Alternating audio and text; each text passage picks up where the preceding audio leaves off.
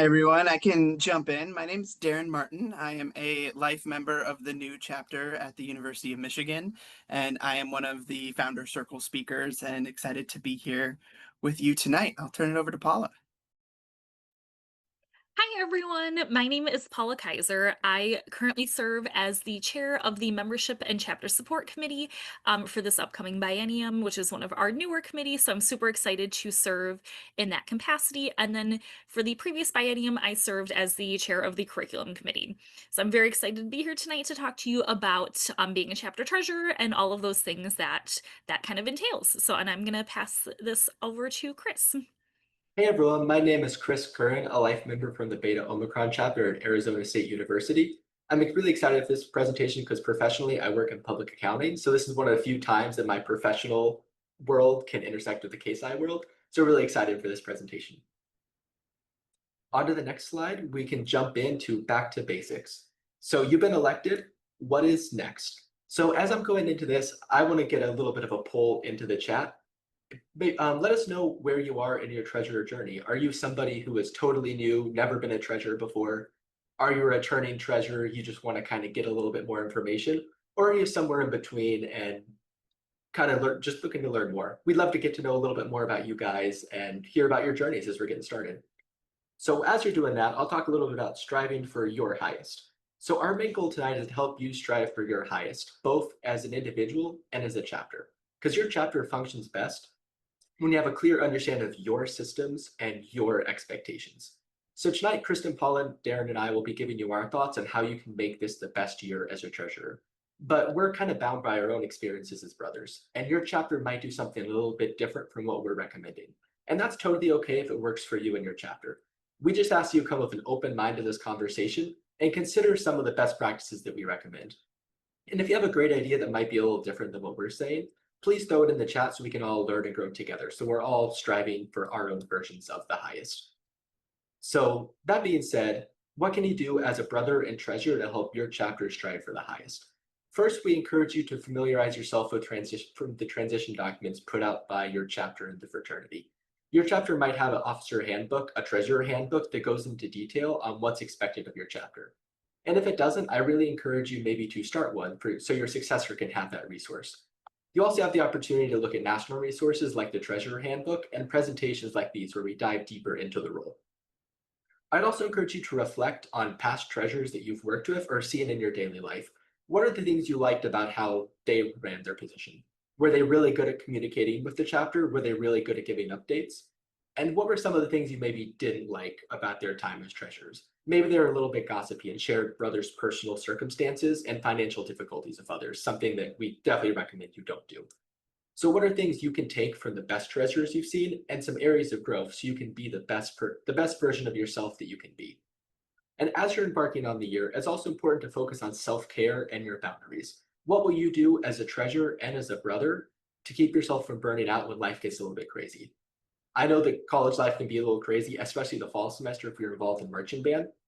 So what can you do to take care of yourself and the chapter as well?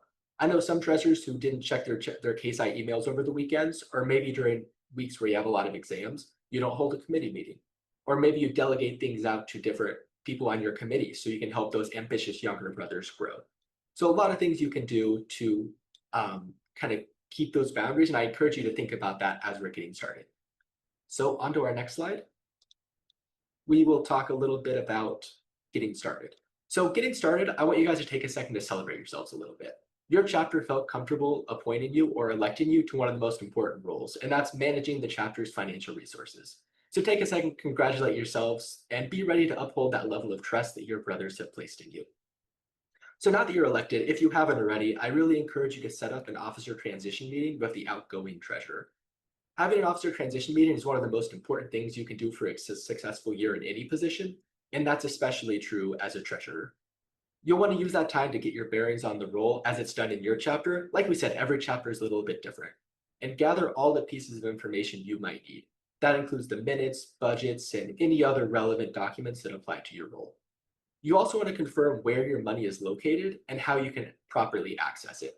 Your chapter probably has a bank account either through your university or at a nearby bank or credit union. And during that transition meeting, I'd encourage you to schedule some time to transfer the authority from that bank account. And if you haven't done that yet, I'd encourage you to set that meeting up very soon. This might be changing the signing authority, changing the email address, and your online access to your bank account. So I'd encourage you, if you haven't already done that, reach out to your predecessor, reach out to whoever might have that information, so you can start the year off with all your money and not having to play catch up as you're going through the year. Beyond that, we encourage you to connect with your team, share your goals and your expectations with your chapter and leadership team, and budget out your fundraiser for the upcoming year, which we'll talk about through the rest of the presentation. So on the next slide, we'll talk about one of your first responsibilities, and that is budgeting. What does budgeting mean? So this is the first responsibility you'll likely have during your year. And the idea behind budgeting is you want to gain an understanding of where your money is coming from and where it's going. That way you can make sure there aren't any surprises during the year. We don't want any money related surprises where your chapter doesn't have enough money to pay for an upcoming social, or maybe to reimburse a brother for money already spent. That's not a fun spot to be in, and you don't want to be the treasurer saying, hey, we can't do this really fun activity because I looked at the bank account today and it turns out we don't have that amount of money. And on the flip side, a lot of us are going to start looking for membership candidates as we're starting up a band camp. And it would be a shame to cut back on maybe social projects or service projects because we don't think there's enough money ready, only to realize at the end of the semester, we have a bunch of money that we could have used throughout the year. So good budget can get rid of these surprises and let our chapter use our resources as effectively as possible. So to start here, we want to gain an understanding of our chapter's income and our expenses. And we'll start off for this presentation looking at our sources of income. So I encourage you to make a list of every source of funding your chapter can expect to make this year, and then when it'll take place.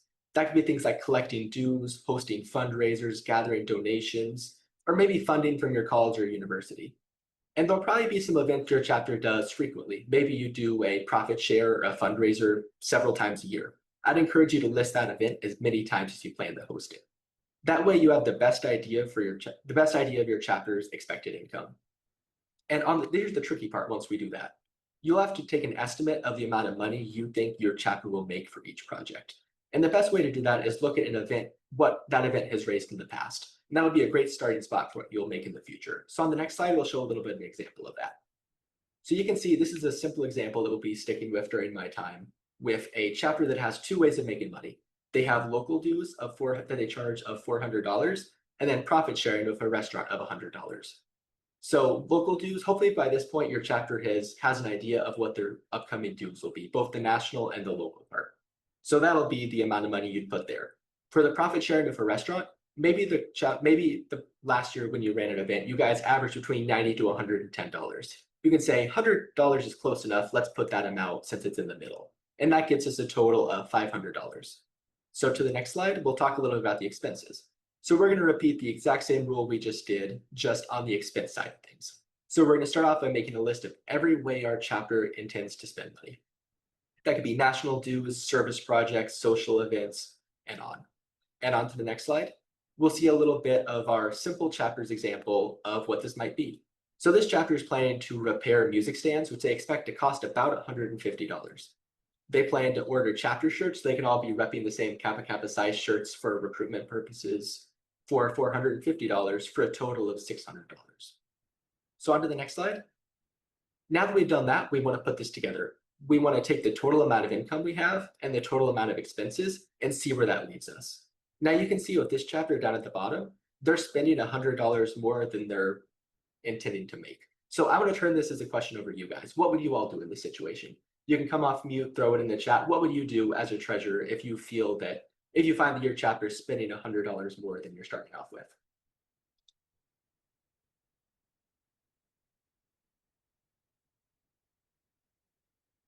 Jose? I believe it in this situation, if there was time and the commitment available, we would find a way to get another fundraiser come in. Sure. Only having one fundraiser for what I assume would be either the semester or the month seems a little low, but we could definitely try to get some more funds in rather than having to cut some of our repair costs or some of our brotherhood costs with the shirts. Yeah, that's a totally great way to do it.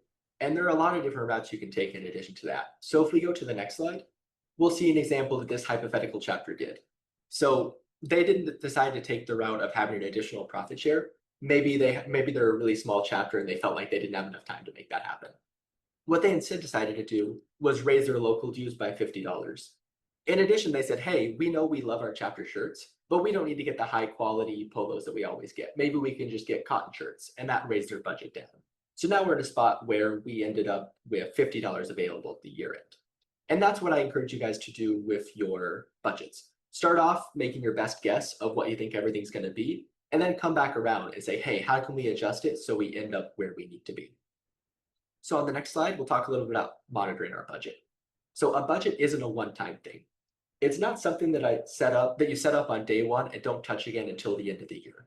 It's a process that should be kept up with throughout your entire term. That way you can see whether your chapter is on track to meet its goals and obligations. And if you have to adapt your plans for the year based on what's happened already. And a budget really is taking about the guesswork and mystery out of your chapter's ability to put on projects. So you want to be sure you're repeating this process so it keeps happening. So here are a few things you can do to keep your budget on track. First, I encourage you to aim to deliver regular reports at each chapter meeting or leadership meeting that you attend. This could include reviewing the income and expenses since your last report, or a general, hey, here's how much money we have in our bank account.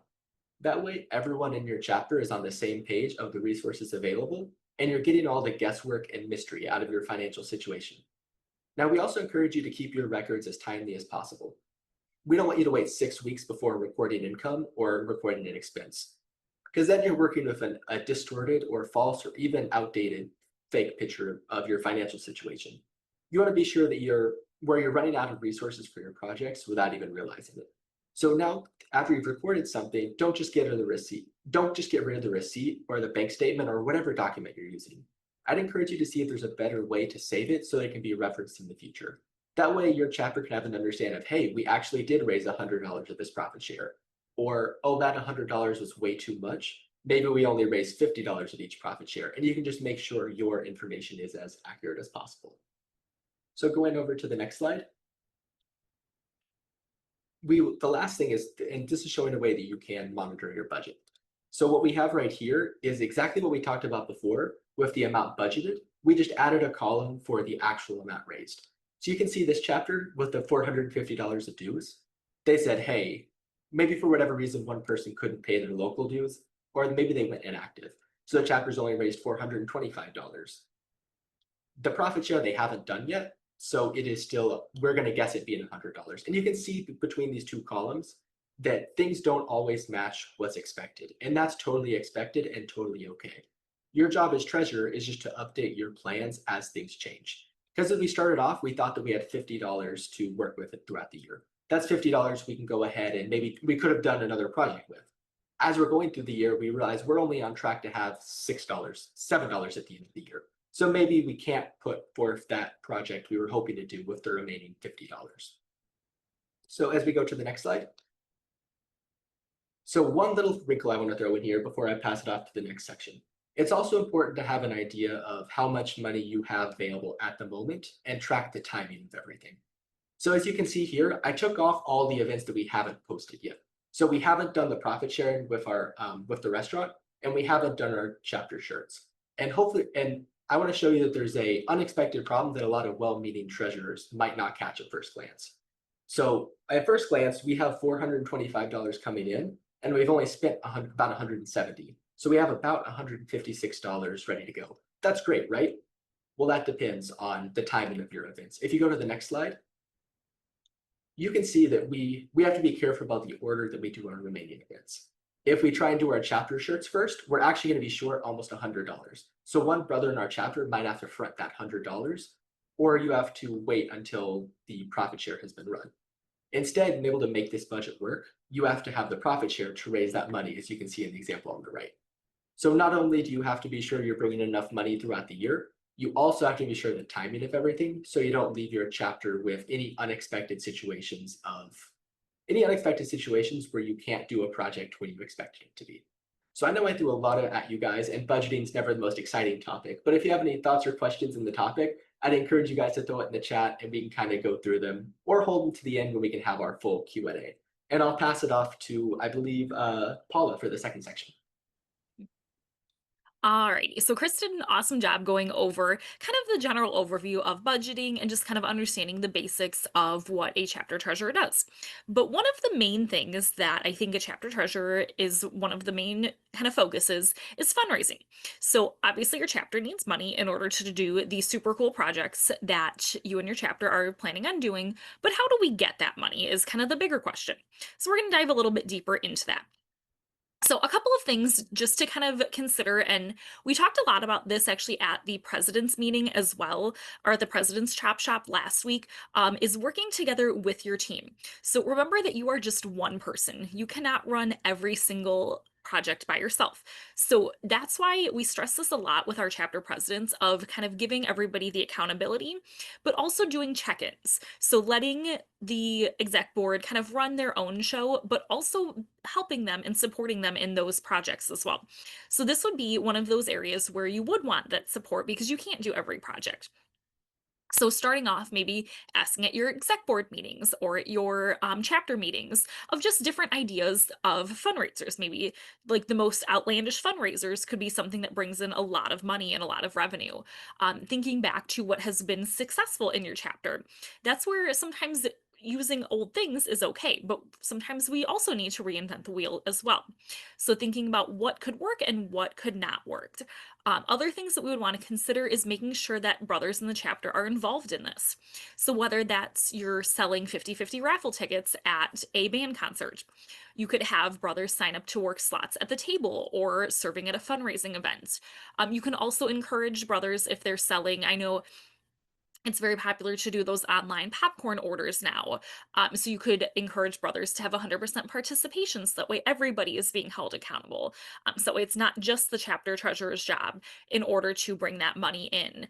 But we want to, again, review feedback as a group though. So including that in your chapter meetings. So maybe once the fundraiser's done, that can be something that you touch base on as well. Because maybe there are things that you could improve on for next year. So again, reconsidering how we can take those feedback and act on it in the future is a great first step that we want to take a look at.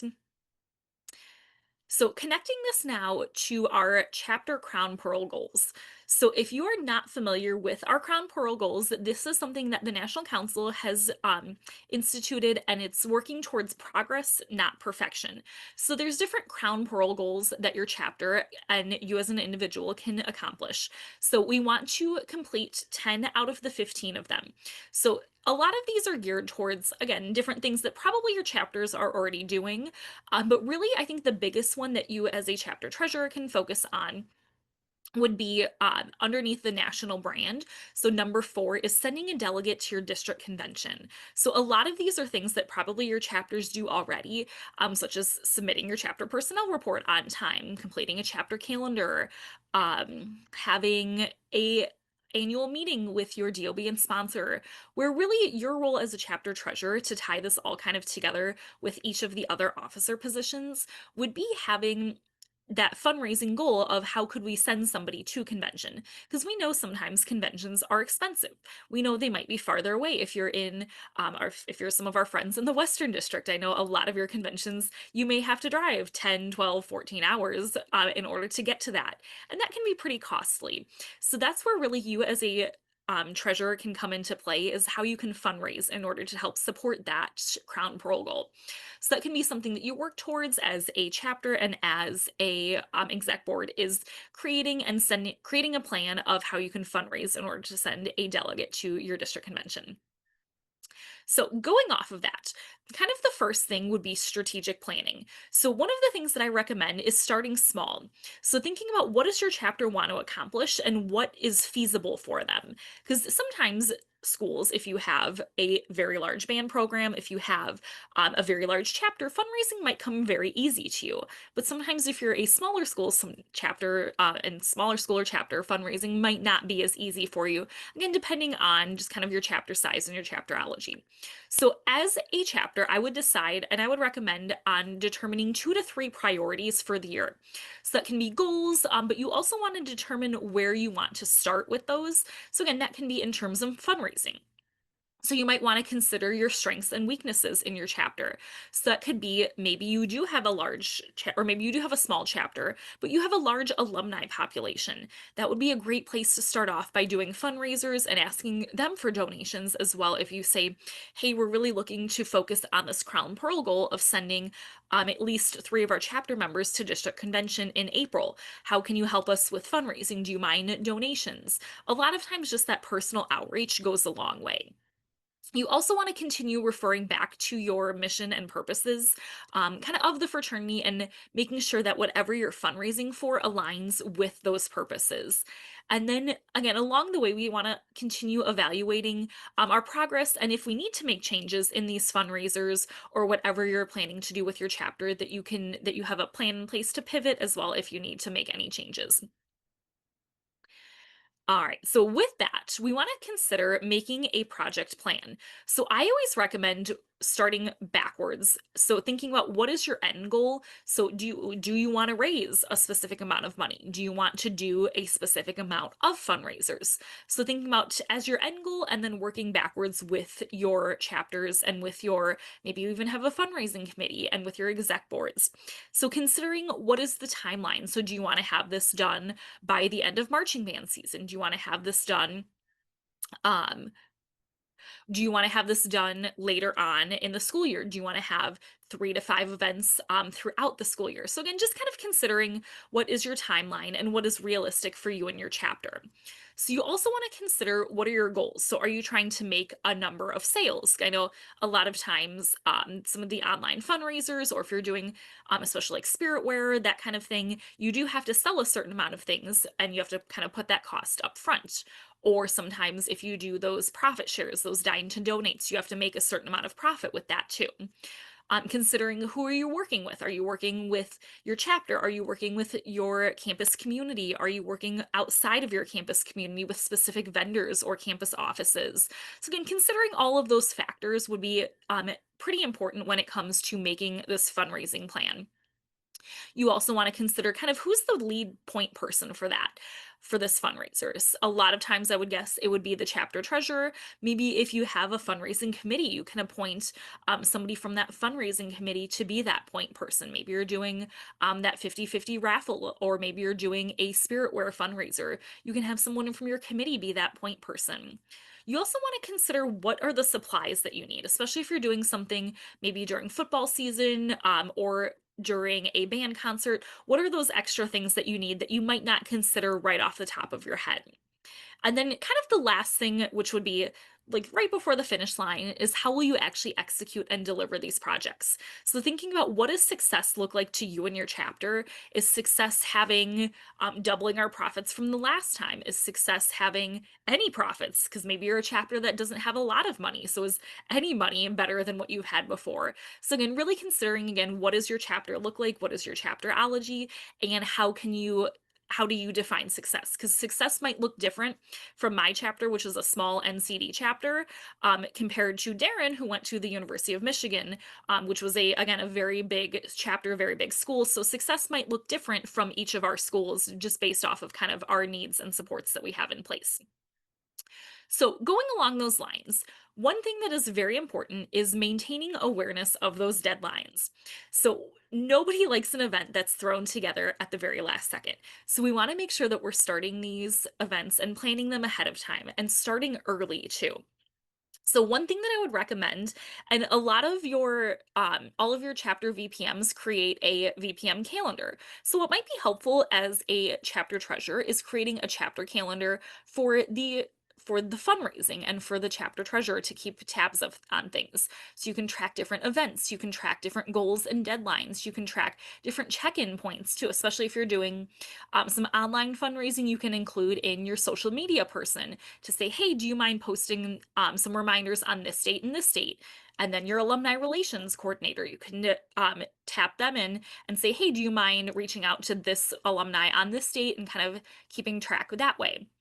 That way, this will also help you when it comes to transition documents, because we know sometimes as a chapter treasurer, you might be given a lot of information from your previous predecessor, or you might not be given that much.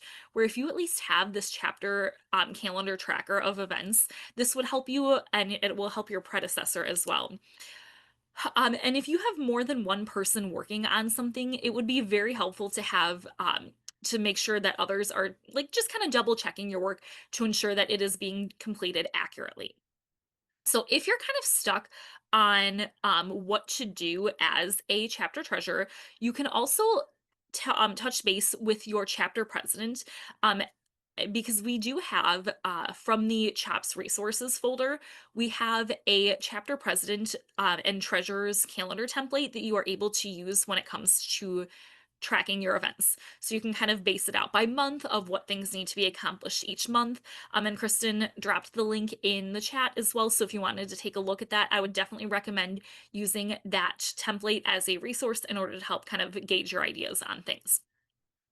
So, going off of that, one of the things that we just mentioned was advertising your project. So, we want to make sure we're advertising our projects ahead of time. So, again, we don't like when a lot of people won't notice something if it's thrown together at the last minute, or if they say, like, oh, I could have gone to this event, but I had this and this event going on, or I had class at this date and this time. So, making sure that your events are advertised ahead of time is going to be crucial to the success of your projects. We always give the rule of thumb that you should advertise something at least 2 weeks in advance. So that way you are able to get the word out there. People, not even just in the chapter and in the band program, but your whole entire campus community is able to get involved. So some things that you could use are different tools such as Canva or Photoshop. You can also think about the gaps in your projects. So how can you highlight the cause that you're fundraising for? You could say, hey, as a chapter, we're Kappa Kappa Psi, we're the National Honorary Band Program or Brand Fraternity. We're looking to fundraise in order to send 3 of our chapter members to our district convention. So again, putting more of that personal connection will kind of pull at those heartstrings a little bit more. You'll be able to have more of that buy-in. But also consider advertising your events in other places, not just on social media, but maybe you have a student senate. You can advertise at your student senate meetings. You can advertise posters around your campus. Maybe you have some sort of like bulletin boards in your dorms or in your student center that you'd be able to advertise just to again get that other pool of students that you might be missing without considering. So think of outside the box when it comes to advertising of what are some other places that you would be able to share this information. So continuing on with that, we want to make sure that this project actually comes to life. So as we mentioned, it is a team effort. We want to make sure that you are utilizing your exec boards, utilizing your chapter, and giving the people that are helping you clear instructions for how you want your event to run. So it could be including directions on how to set up things. Maybe you're doing a band dance and you have specific directions on what needs to be done ahead of time. So including those how to's and how to set up, tear down, make sales would be very important to the success of your event, but also documenting those for the future too. Because, like we talked about a couple of slides ago, when it comes to our transition documents, we want to make sure that moving forward, whoever is coming after you to serve in the role of treasurer has these documents in order to be successful. Because they might not have been there for the event that you're putting on, but will want to probably put this event on in the future as well. So, also keeping track of everything. So, in terms of income and expenses, contact information, and what hiccups did you experience in this to maybe learn from this?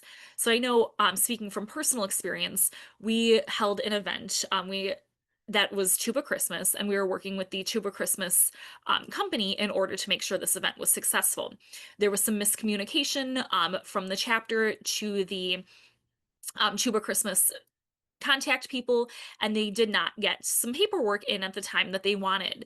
And so that was kind of a hiccup that had we known their expectations and our expectations, we could have solved that pretty easily for us. That was one of our biggest fundraisers. So they were not happy that we had to pay an extra cost because of some miscommunication on both of our ends. So again, learning from those experiences and how can you navigate those moving forward.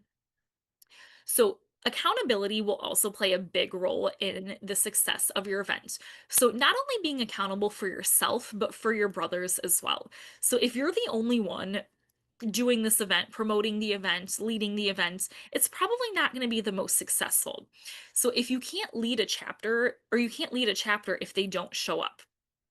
So, you want to make sure that, again, even if like creating a rotation of things, because sometimes if you're doing an all day fundraiser, you might not be able to commit all day, but maybe you can commit to 2 or 3 hours. So maybe making a sign up list of things that you could do ahead of time, or maybe you're not able to attend the day of, but you could create the poster, you could advertise it. So holding each other accountable will be incredibly helpful. Setting deadlines and what you want in order to be accomplished ahead of time. And then one of the things that I think is the most important is creating a brave space where it's okay to make mistakes. So we know that not every event is going to be perfect, but just having that being brave enough to show up and start something new, I think is huge, because sometimes the most successful events are the things that maybe you've never done before, but just having being that brave space in order to show up and make mistakes will be incredibly important for your brothers as well. And then if you're getting feedback on those events, we want to act upon those and move forward based off of that feedback and make changes. So when you're having feedback and maybe you're giving feedback to your chapter, or maybe certain individuals, like maybe your fundraising committee, your exec board, etc., you want to think about what works best for your chapter. Do you need to have direct conversations? Do you need to have one-on-one meetings? Do you need to give specific reminders? And are you giving those reminders? Is it through emails? Is it through social media? Is it just through either GroupMe or Slack or Discord? Are you sending out personal text messages? So again, considering what works best for you and your chapter, because that might look different from every single person. So we want to think about what makes great feedback. So when it comes to great feedback, we want to share and implement feedback that is essential to striving for the highest. So, one thing that I know sometimes it's hard is being open minded. So, especially when you're putting on an event, you put all of your efforts into it. You're pouring your whole heart into it and giving your 110%. So, sometimes it's hard when you're getting feedback of, oh, this event could have been done better, or I didn't like this aspect of this event. But remembering that they're not attacking you as a person or your event. A lot of times people are just giving you constructive feedback to make it better. So that's something to keep in mind, that I know it's hard to not take something personally when you're getting feedback, but the goal is ultimately to get better. It's not going to be perfect the first time or the second time or even the third time you're putting something on. But just again, considering that they're coming from a place of trying to improve. So some other things to consider is making sure that everyone is participating and giving specific feedback. I think we've all, even on assignments in class, I think we've all gotten feedback that said, this was great, this was bad.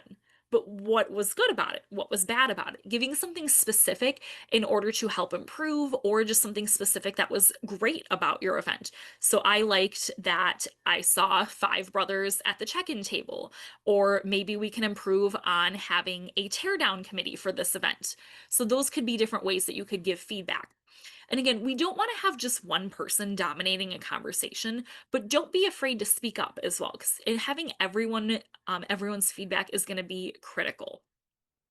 So, some other organizations that you'll want to keep in mind, and some other aspects that you would want to kind of tap in when it comes to holding your events, would be alumni engagement. So, I know a lot of chapters have an alumni engagement officer in your chapter, or some sort of alumni relations. So, this would be a great way that you would be able to collaborate with those individuals on these types of events. So, encouraging alumni to participate in fundraising events is a great practice.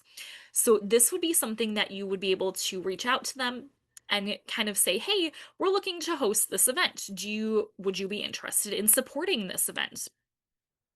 And getting to know those individuals as well, not just their bank accounts. So sometimes like we might know, hey, this person works in a very well-paying job, or this person donates a lot of money each year. But what else do we know about them though? So connecting on that personal level and saying, hey, we're looking to fundraise to buy 3 new saxophones. I know you've played the saxophone, making that personal connection and having that like shared story or that shared vision will go a long way. So I know if anyone has met Viet Win, he does fundraising for a living and he has a lot of great stories and a lot of great connections that he's able to make. And he's always said that where he's gotten the most donations was when he has made that personal connection with his donors. If there's no personal connection, they're probably not going to want to donate as much or even at all. So, seeing what did they do in college? What were their instruments? What section were they? Did they go to conventions? Because I know if somebody from my chapter was reaching out, conventions were a huge part of my college experience. And if they say, "Hey, we're looking to fundraise and looking for donations to send three of our brothers to district convention," I would donate tons of money to that. But if I don't have that personal connection, if I've never attended a convention and don't see the value in that, people probably aren't going to donate as much. So you again want to make sure that you're doing specific outreach, but also learning more about the people that you're including as well. One thing that's important after you've asked them for money and after you've kind of received that is sending a follow-up note. Maybe that's a thank you note, maybe that's including pictures, personal stories, anything that kind of makes that connection more real to your donors. So that could include if you're asking for donations for conventions, that it could include having those three delegates or those three brothers that were attending convention write about their personal experience. Maybe you can share some of those pictures with them to again just make that more real. And another way that you can collaborate would be including your university relations in when it comes to alumni relations. So your university relations office could be your alumni office. It could be you might have a specific organization on your campus that deals with this. So taking advantage of the resources that are already there for you are going to be huge because these are resources that are already available. You don't even have to really do any extra work. So ensuring that your chapter is a registered student organization each year. I know a lot of schools have different rules, different kind of things, different guidelines. So understanding if you have a university bank account and sometimes the restrictions that may apply to that. A lot of times your schools might have a student senate organization or some sort of student government. So touching base with your student life office. I know each year in the fall, our student life offices would do a form each year just to make sure that you're still a registered campus organization and just kind of going over what exactly that entails. So, reviewing the requirements, and sometimes when it comes to that, you might not be able to use certain funds for things, but also taking advantage of those resources that are out there. Sometimes different student governments have different ways that you are able to earn money or to obtain money. So if you say, hey, we're looking to go to national convention, this is the cost, this is what we're going for, these are the things that we would need over the course of 5 days, you can get that money approved. And that's money that you don't need to pay back more often than not. So again, just seeing what is already out there on your campuses.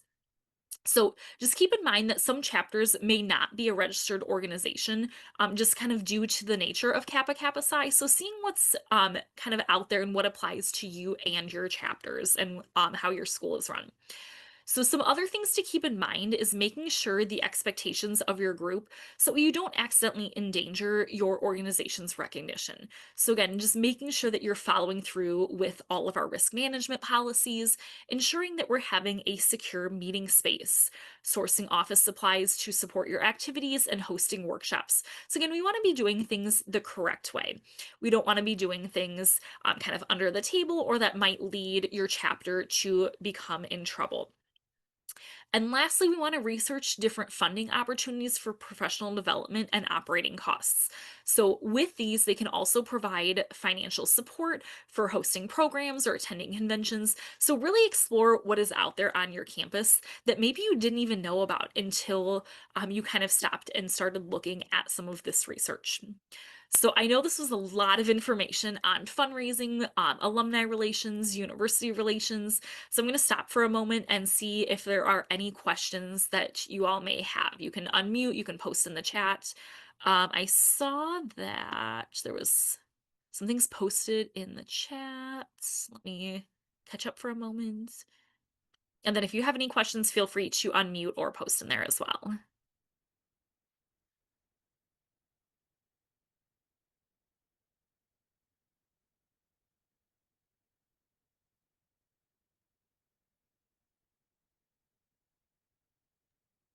I've Mm, got a question. Yeah, go ahead, Jose. So how would you boost participation in your chapter, like just generally, like in Yeah. fundraisers and such? So do you mean like having your chapter show up to the fundraisers? Is that what you're asking? Yeah, like having more people show up and participate by like selling products or being a part of it in some way or another. Mm. So that's a great question. I'm gonna open that up to anyone that's on the call first, and then we'll have some of the presenters jump in as well after that.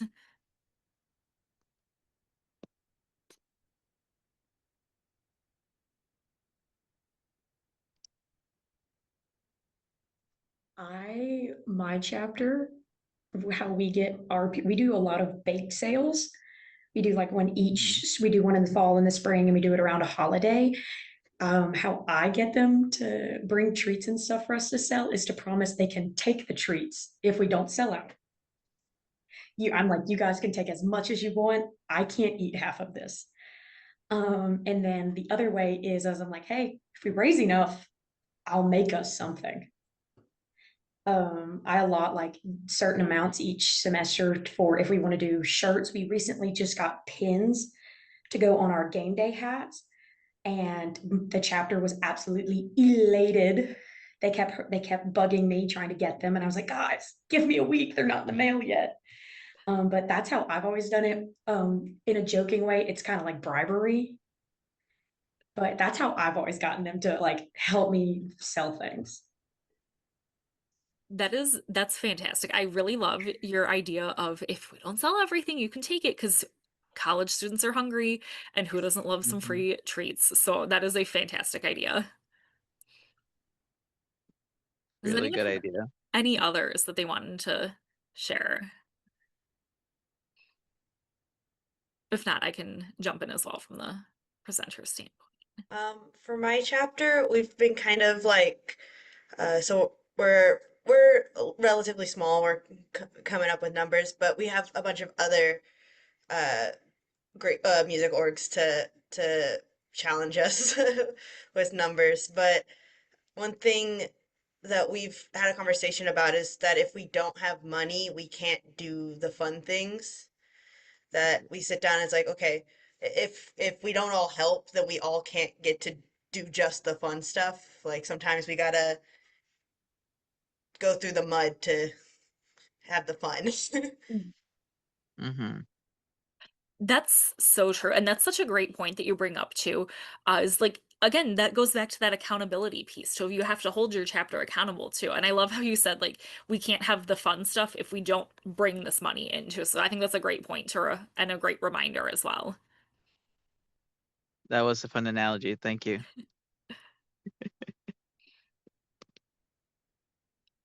I know for one fundraising project that my chapter did, it was more internal within the chapter, and it was sort of a friendly competition between the different families in our chapter. And so I could see some incentive with maybe tracking hours spent doing activities that support the chapter against other families, stuff like that, that isn't too serious, but still, some friendly competition. Mm-hmm. That's great. I love bringing in the family perspective as well and the competition side of things too. What a fun idea. Thank you. Yeah. Any others? Presenters, if you guys want to jump in as well. I have Hey, one. go Go for for it, it, Chris. Darin. Okay, I'll jump in. So I feel like there are three things I like to look at, whether it's basically anything Kappa Kappa Psi related to getting attention or getting people interested. The first one is that it's purposeful, that they can see. The second one is that they can see the connection to the project that's being done. And then lastly, that it follows people's interests. So to dive into that for a second for each one, purposeful, you want to be sure you're raising funds for something that actually meets Kappa Kappa Psi's purposes, that you're raising money maybe to give back to the bands or to give back to this specific community organization. You're not raising funds to give to the basketball team because they are going on an upcoming trip, unless that fits the purposes of your program.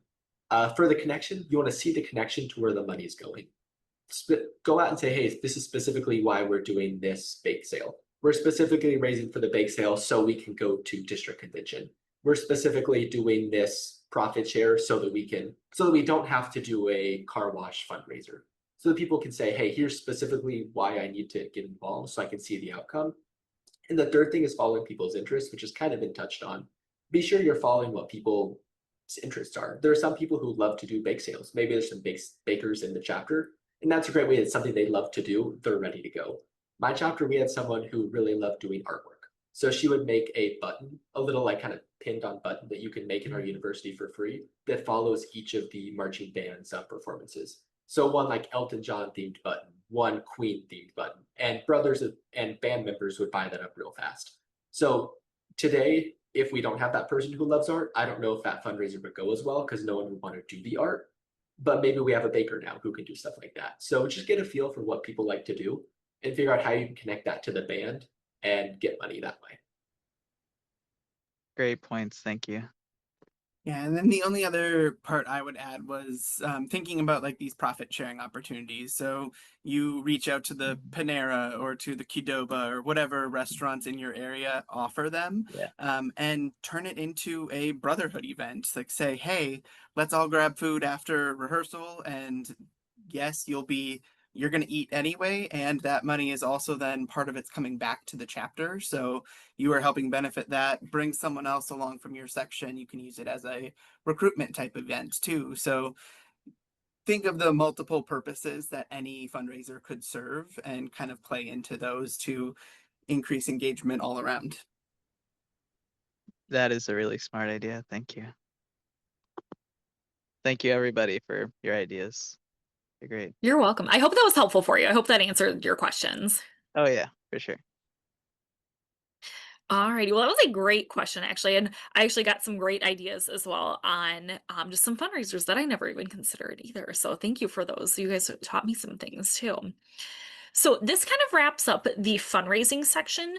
So this next part, we're going to talk about keeping track of your money. So I'm going to yield the floor to Darin now. Yeah, so Chris talked a little bit about how we can manage the budget, create it. Paula talked about how to get money, and now that you all have money as a chapter, I want to talk through some tips and tricks on how you can spend that money, how like what makes sense for how you utilize the funds that you are getting.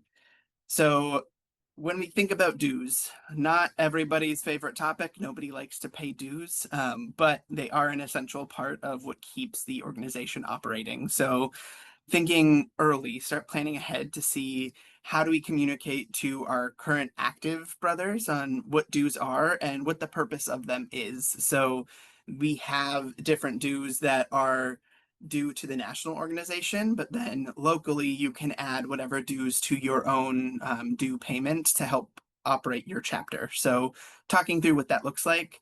As of this convention, we have our local our active dues are $145 that get paid to the national organization, and that allows for the organization to function, helps pay our headquarters staff, helps pay to create opportunities for you all to grow at conventions and all of that. And then initiate dues are at 165, so slightly higher, but that extra money is just going to print the shingle and get the initial pins and all of that. So thinking about how you can communicate with your members and start organizing that payment plan. So everybody will have different circumstances, and being open to what that may look like. It may mean that someone really can't meet that September 1st deadline, but you as an organization, maybe you have the extra funds that you can front initially and create that payment plan. As was said earlier, I think Chris mentioned of know your brothers and keep the privacy in that. As the treasurer, they may be coming to you saying, hey, I really can't swing this right now. And that is a conversation that should stay with you and not expand beyond that, as that's something that very personal for each person. And then when it comes to your local dues, figuring out what the purpose is and being able to communicate that so that way everybody is aware why they are paying the funds in general. as a general note, just aim to submit your dues by September 1st for semester schools and October 1st if you are a quarter school. If they are late after that, it is a late fee that gets added on. So we encourage, from the national side of things, encourage the payment gateway, so electronic payment, if you're able to. So some of you may have off-campus bank accounts that allow for that. Most on-campus accounts likely don't. As a student affairs, like student activities professional here, I work with student groups all the time trying to figure out how can we pay for this from the university, and the university accounts aren't always set up to do so. So keep that in mind. Other ways to make your payment. So as you're spending your dues, submitting that to the national headquarters, you can mail or money order. Checks should be made out to Kappa Kappa Psi, Tau Beta Sigma. Do want to stress that you should never mail cash because it is not trackable, and if that gets lost, there's nothing you can do to get it back. So a check you can at least cancel, or a money order can be canceled. So just encourage you, if you are mailing in, please do not send cash itself.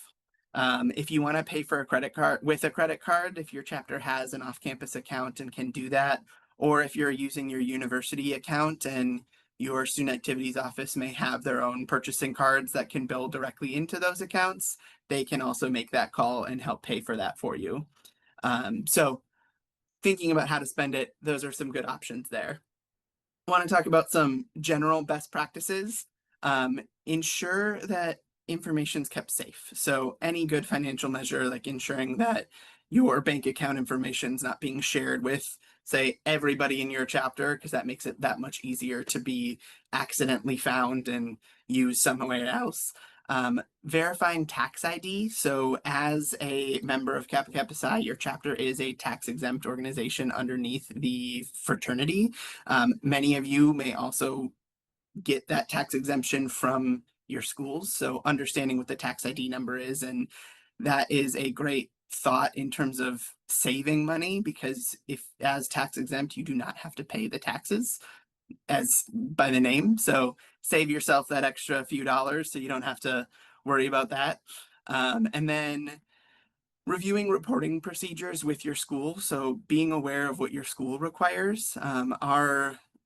For like, I work at Northeastern University here in Boston, and there is a lot of different procedures that everybody needs to follow. So knowing what those are and making sure you're in compliance. I know this was already said, but be in compliance with your university, because if they don't have you in good standing, it doesn't work for you to actually be active on your campus. So keeping records of all sales, all tax transactions, so you know exactly what is said. As Chris said, keeping those so you can have an accurate budget and be able to reflect back on that is also really important. And then general money collection. So just a few tips, tricks here. So there are pros and cons to any form of payment method. So it's nothing is easy in a lot of ways. Cash is great because you can have that on hand and you can know exactly how much you made in that moment.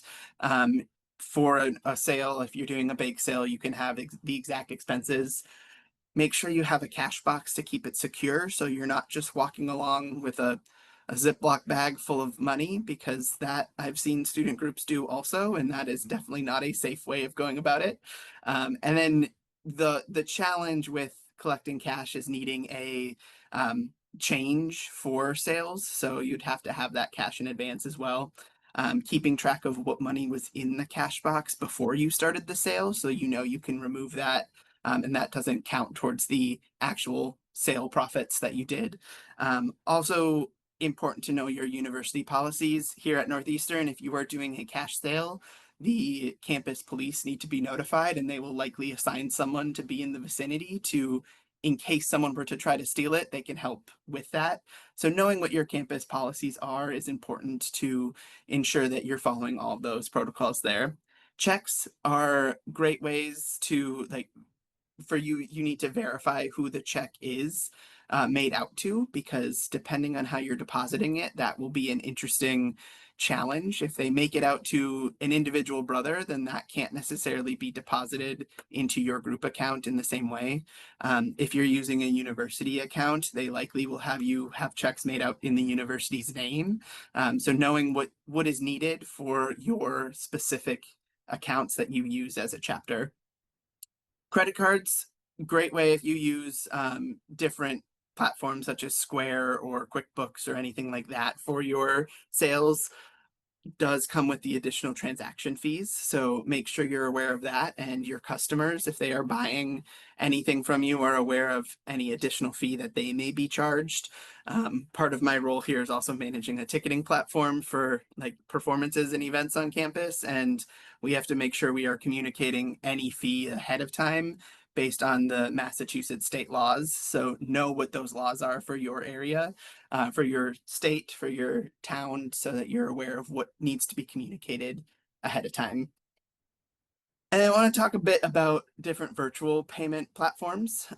They are definitely the easiest route or most convenient in terms of being able to collect money, and want to also caution with them because they are not always the most, they come with a lot of risk in them as well. So talking PayPal, I'll pick on Paula. Paula is current chair of the North Central District Alumni Association.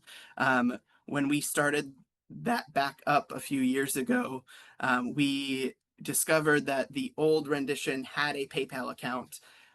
How many years are we in? 5 years, Paula? And we still do not have access to the money that was in that PayPal account because the people that own it aren't able to transfer it to us. So know what accounts you're using there. It does take a lot for any like business account within PayPal to be able to get that transferred to new owners. So be aware what accounts are in whose name, so that you can keep track of that as you're understanding how to utilize that money. When you think about Venmo, Cash App, Zelle, those are also risky in that they are tied to a person's individual phone number, would require an offset campus bank account likely because most universities will not accept Cash App, Zelle, Venmo. So know that some schools may have figured out a way to do it, but speaking for Northeastern, they do not accept any form of virtual payment platform because they don't want the risk of their accounts being tied into them. So sometimes you can run into issues if it's a personal person's Venmo account. That money is being sent to them, and there's no way that you can legally get the money from them if they choose not to actually cash that out and put it into your account. So being careful with how that looks, just want to bring that to your attention so you're able to keep things working properly for the chapter as a whole. And then maintaining records. So Chris has already talked about keeping records in your budget, but figuring out all of your accounts, making sure they're in the chapter's name, because then you as the individual are not legally responsible for any of the funds there. So that it's in the chapter's name, you're protected then under insurance and all of that the national organization may hold. Being able to keep it in your chapter's name is helpful. And then transferring money from virtual platforms to bank accounts is definitely important. If you are using them, get that into your account as quickly as possible so it's not just sitting in somebody's personal one. Be aware of all the tax implications. If we are receiving a lot of a significant amount through those platforms, they may charge additional taxes that you need to be aware of. And then not putting the accounts in individuals' names, we've already touched on a bit. So some pointers there. Now I want to touch on the deadlines that exist. So as organizations to stay in good standing with the national organization, where there are different deadlines for everything. So we've already talked about the dues and chapter fees. So that September 1st or October 1st deadline is important for you to be aware of. The other deadlines don't necessarily pertain to you as the treasurers, but we always like to have every officer be aware of any deadline that's impacting the chapter. So fall activity reports are due December 1st. Spring activity reports due June 1st. And then you can see here the different forms. So graduating senior, chapter officer forms, all of that is due as soon as things are happening. So membership candidates within 7 days of first degree, you need to be telling us as the national organization who those members are, because that also impacts the dues for your new members. So making sure you're aware of everything here. Keeping on top of this is important for all officers. So again, wanting to put all the dates in front of you so that you can help your chapter presidents and whomever else is supporting that as you go forward. Want to provide a couple extra resources. So the chapter resource folder, there's a QR code here and put a link in the chat as well. But this is a folder that collects a lot of resources that you can utilize throughout your term beyond. So any member can go to this and see the resources that exist. We encourage your whole chapter to really become familiar, because there are a lot of resources that someone who may be thinking about running for an officer position can come in here and see, like, what does it actually mean to be part of that, and learn more here. Has information on how to get engaged on the district or national level, how to align with the national brand, so branding policies and guidelines within that, different officer trainings. So recordings of these trainings will be put up into there within a few weeks here, so you can refer back to anything. And then different strategies for how to foster wellness, or many more things that exist within the folder. So we definitely encourage you to take full advantage and explore, knowing that the needs you may have are different than other chapters. So knowing what your needs are and then seeing what resources could help improve that. Also want to plug the Founder Circle. So another QR code here that is the Founder Circle material.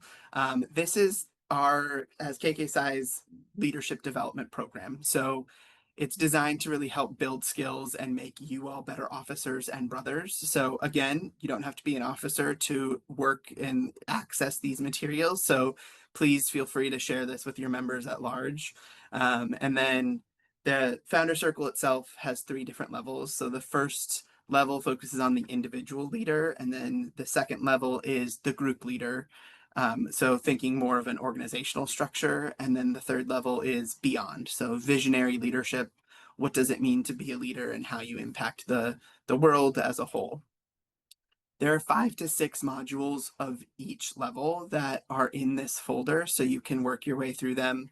And then there are different modalities. So some independent reading or reflection. There will be programming at all of your district conventions, so different options for you to engage with at district and national conventions.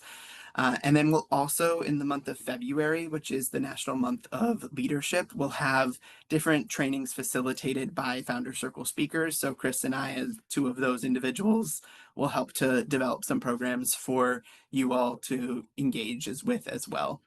So really want you all to be aware of these resources so that you can use them to guide discussion with your own chapter members. It's definitely, we put on here, it's not an all or nothing program, so you can engage with whatever parts you want to, and really want to encourage you to do so.